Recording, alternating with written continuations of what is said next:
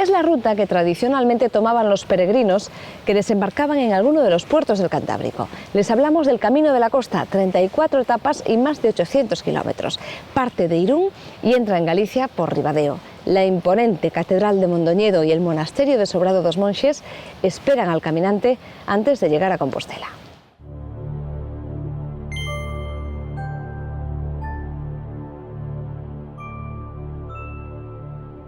Es la ruta de largo recorrido más seguida después del Camino francés. Los caminos del norte, el de la costa y el primitivo, son los más antiguos. El Camino de la Costa se aleja del primitivo hacia el litoral y es el que utilizaban principalmente los peregrinos que desembarcaban en alguno de los puertos del Cantábrico.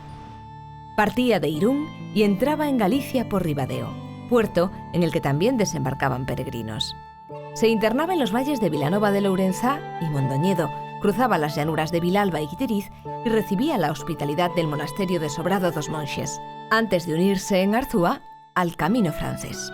2 etapas más adelante, Compostela. Ribadeo es histórica, monumental y colonial.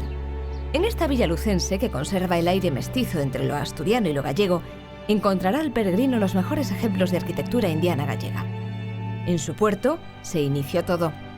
O Faro do Castro, en Illa Pancha, vigila la entrada de esta ría, reserva de la biosfera, atravesada por a Ponte dos Santos y enaltecida por as catedrais.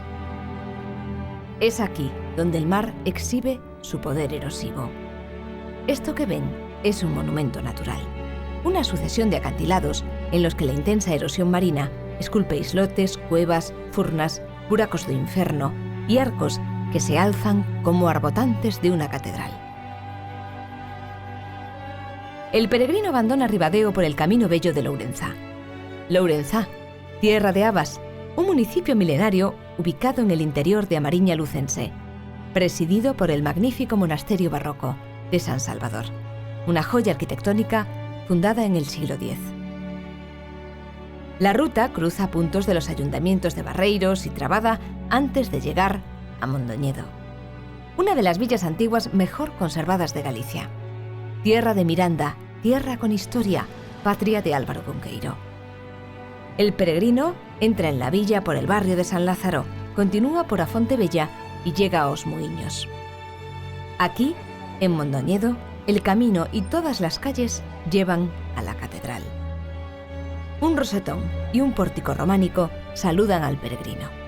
Merece la pena acceder a su interior, donde el templo guarda numerosos tesoros artísticos.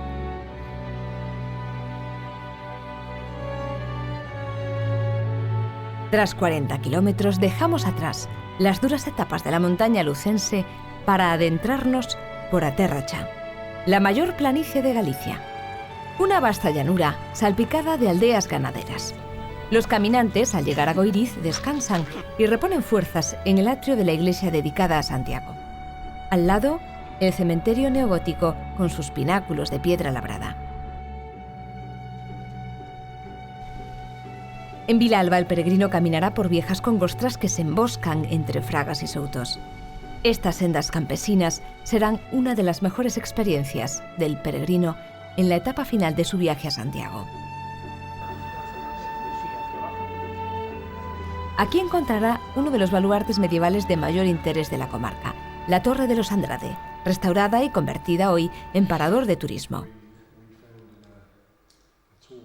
Esto ha sido restaurado porque en el año 1967 estaba prácticamente en ruinas, conservándose las troneras que vemos, conservándose todo lo que es originalmente las paredes exteriores, no así el interior, porque estaba prácticamente vacío.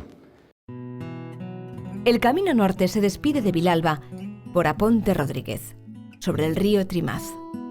Tras los 18 kilómetros que separan Vilalba y Bahamonde,